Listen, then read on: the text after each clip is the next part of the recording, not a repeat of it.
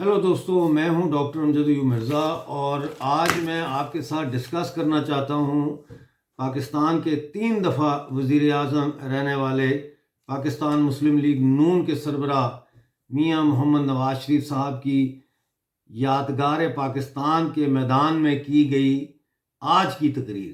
آج 21 اکتوبر 2023 ہے۔ آج جو انہوں نے تقریر کی ہے، 4 سال کی جلا وطنی کاٹنے کے بعد اسلام آباد ایئرپورٹ پہنچے، وہاں سے انہوں نے دوسری فلائٹ لی اور لاہور پہنچے۔ لاہور سے وہ پھر جلسہ گاہ پہنچے اور وہاں پہ کافی رکت آمیز مناظر بھی دیکھنے میں آئے ان کی فیملی کے حوالے سے۔ لیکن میں ان کی تقریر کے کچھ پہلوؤں پر آپ سے ڈسکس کرنا چاہتا ہوں۔ پہلی بات تو یہ کہ نواز شریف صاحب کی جو تقریر تھی وہ ایک ایسے شخص کی تقریر لگ رہی تھی جسے ہم کہہ سکتے ہیں کہ پرائم منسٹر ان ویٹنگ، یعنی ایک ایسے شخص کی تقریر جس کو یہ پتہ ہے یا یہ طے پا گیا ہے کہ اگلے الیکشن کے بعد وہ پاکستان کے نئے وزیر اعظم ہوں گے۔ تو ان کا جو سٹائل ہے وہ یہ تھا۔ اس سے بھی زیادہ جو ہے امپورٹنٹ بات وہ ہے جو انہوں نے اکنامک ڈیولپمنٹ کے لیے جو اشاروں کنایوں میں باتیں کی۔ لیکن نواز شریف صاحب کی تقریر سے پہلے سعد رفیق صاحب جو ہے، انہوں نے جب نواز شریف کو بلانے کے لیے وہ سٹیج پر تشریف لائے تو انہوں نے اس جلسے کا آغاز جھوٹے بیانیوں سے کیا، اور وہ 2 جھوٹے بیانی ہیں۔ اس میں ایک تو یہ ہے کہ اسرائیل کا فلسطین پر قبضہ ہے، جبکہ ایسی کوئی بات نہیں ہے۔ اسرائیل کا نہ تو ویسٹ بینک پر قبضہ ہے اور نہ ہی غازہ پر قبضہ ہے۔ غازہ جو ہے 2005 سے فلسطینیوں کے پاس ہے اور حماس کے قبضے میں ہے۔ تو ایک تو یہ غلط بیانی انہوں نے کی، اور دوسری غلط بیانی انہوں نے جو کی وہ یہ تھی کہ کشمیر پر بھارت کا قبضہ ہے۔ دیکھیں، کل 22 اکتوبر ہے، 22 اکتوبر 2023، جو ہم نے کہا تھا کہ 22 اکتوبر 2023 تک پاکستان اپنی فوجیں آزاد کشمیر اور نام نہاد جو گلگت بلتستان، جس کو بھی وہ بھی آزادی کہتے ہیں، اس کو وہاں سے نکال لے۔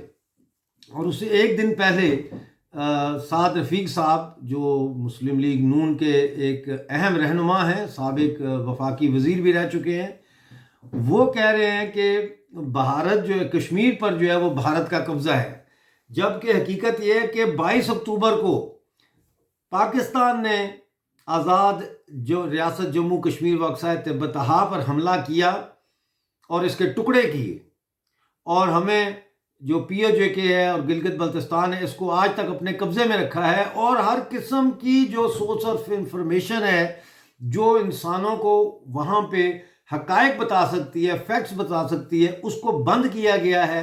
اور پچھلے 75 سالوں سے، یہ اب سوشل میڈیا کے 2 سال نکال دیں تو پچھلے 75 سالوں سے ایک ہی بیانیہ لوگوں کے دماغ میں گھسایا گیا ہے، کنڈر گارڈن سے لے کر school, high school, secondary school, college, university تک، کہ بھارت کا کشمیر پر قبضہ ہے۔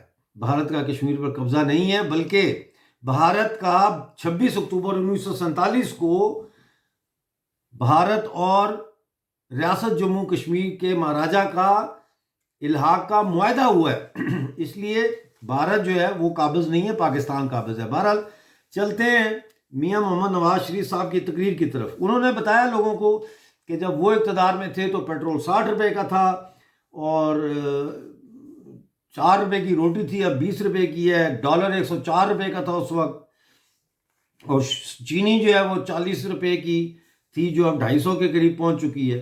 یہ باتیں انہوں نے کی، یہ ایک موازنہ کیا انہوں نے کہ جب وہ اقتدار میں تھے تو اس وقت صورتحال مہنگائی کی کیا تھی اور آج صورتحال مہنگائی کی کیا ہے۔ انہوں نے خاص طور پر بجلی کے بلوں میں اضافے کی مثالیں دیں، جو کہ واقعی ہوش ربا ہے، بہت زیادہ اضافہ ہو چکا ہے۔ لیکن میں آنا چاہتا ہوں اس طرف کہ وہ کہتے ہیں کہ میں اپنے اندر انتقام کی کوئی آگ لے کر نہیں آیا، کوئی انتقامی جذبہ جو ہے وہ میرے اندر نہیں ہے۔ بار بار انہوں نے یہ بات کی ہے کہ ان کے اندر رتی برابر بھی جو ہے وہ بدلے کی کوئی تمنا نہیں ہے، کوئی آرزو نہیں ہے۔ اس کا جو ہے وہ ترجمہ یا اس کی اگر ہم تفسیر بیان کریں تو اس میں سے 2 چیزیں سامنے آتی ہیں۔ ایک تو یہ کہ اس کا مطلب یہ ہے کہ فوج جو ہے اس کے جو فوج نے کیا، عمران خان کو لائے، پھر عمران خان کو اتارا، پھر یہ سارا جو بیڑا غرق کیا پاکستان کا فوج نے، اس کی کوئی جو ہے ٹروتھ اینڈ ریکنسیلیشن کمیشن نہیں بنے گا، اس کی کوئی انکوائری نہیں ہوگی، جس کا پھر یہ مطلب ہے کہ جنرل باجوہ اور فیاض حمید کو فری ہینڈ دیا جائے گا، یعنی they will be allowed to walk free, یعنی ان کو آزاد چھوڑ دیا جائے گا، ان کے خلاف کوئی مقدمات نہیں ہوں گے، یا ان جرنیلوں کے خلاف کوئی مقدمات نہیں ہوں گے جو عمران خان کو اقتدار میں لانے کی سازش کا حصہ تھے۔ تو ایک تو اس سے یہ نتیجہ نکلتا ہے۔ اس کا دوسرا نتیجہ یہ کہ اس کا مطلب ہے کہ فوج کے بجٹ میں کوئی کٹوتی نہیں ہوگی اور فوج کی مراعات میں بھی کوئی کٹوتی نہیں ہوگی۔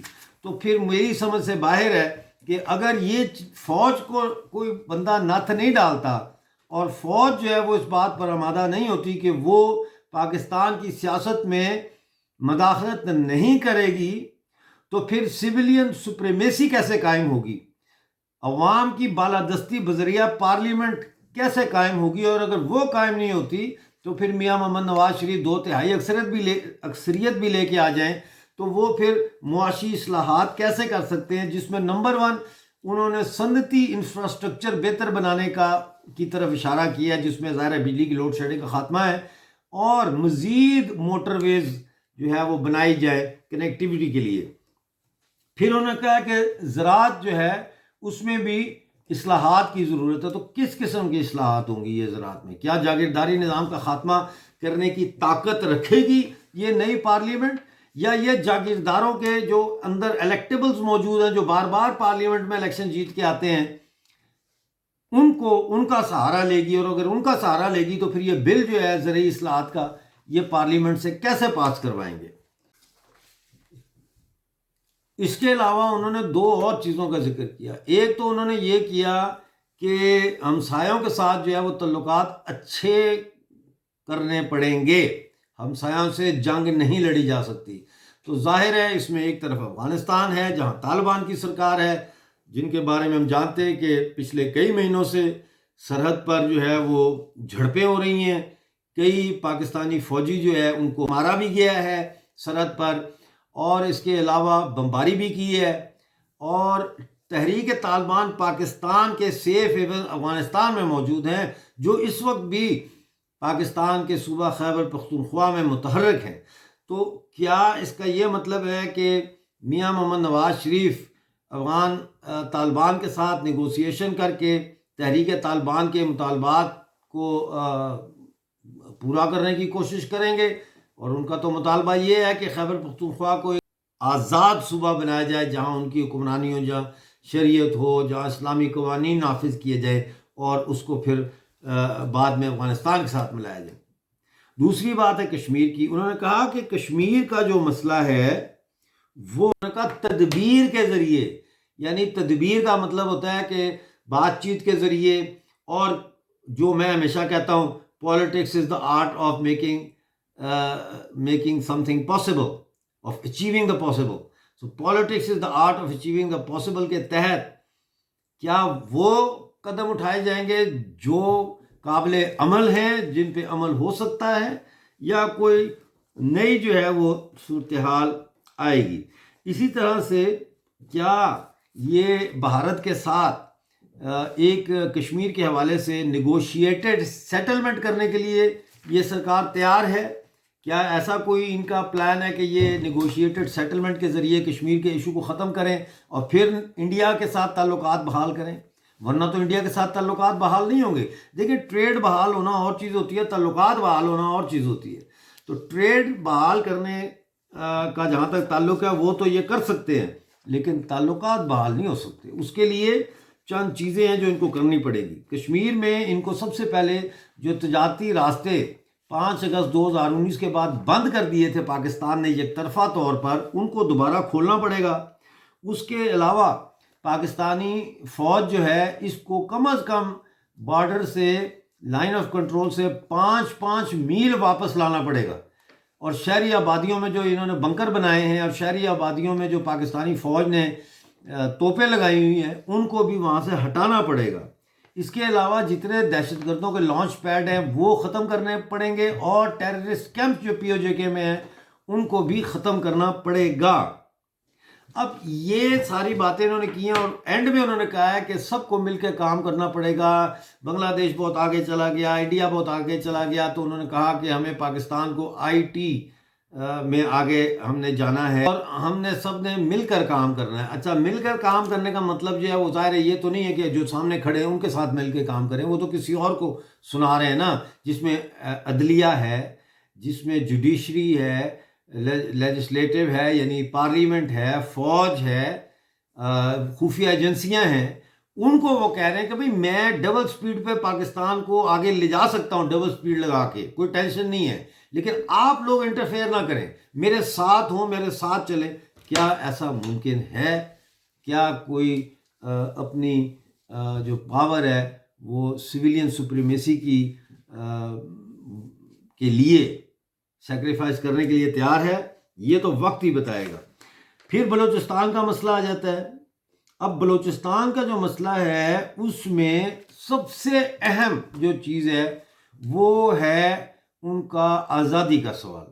اچھا، اس میں اگر نواز شریف کی سرکار جو ہے وہ اعلیٰ نظر بلوچ سے، بی ایل اے سے، بی ایل ایف سے، ریپبلکن گارڈ سے اور دوسری عسکری تنظیموں سے جو دن روزانہ کی بنیاد پہ پاکستانی فوجی چوکیوں پر وہاں حملے کر رہے ہیں، ان کے کمیونیکیشن ٹاورز اڑا رہے ہیں اور فوجیوں کو مار بھی رہے ہیں، کیا ان سے مذاکرات کرنے کے لیے نواز شریف کی سرکار تیار ہوگی؟ کیونکہ ان سے مذاکرات کیے بغیر یہ تصور کرنا کہ بلوچستان کا مسئلہ حل ہو سکتا ہے، یہ بالکل ایک خیالی تصور ہے، پھر یہ کھوکھلی بات ہے۔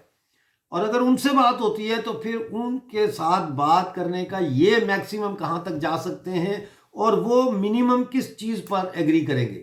کیا اس بات پر ایگری کریں گے بلوچ سرمچار کہ پاکستان کے ساتھ کنفیڈریشن کی یا فیڈریشن کا بھی بے شک حصہ بنے رہیں گے، لیکن اس کے جواب میں مکمل اٹانومی جو ہے وہ بلوچستان کو حاصل ہو؟ اس قسم کا کوئی ارینجمنٹ ہے؟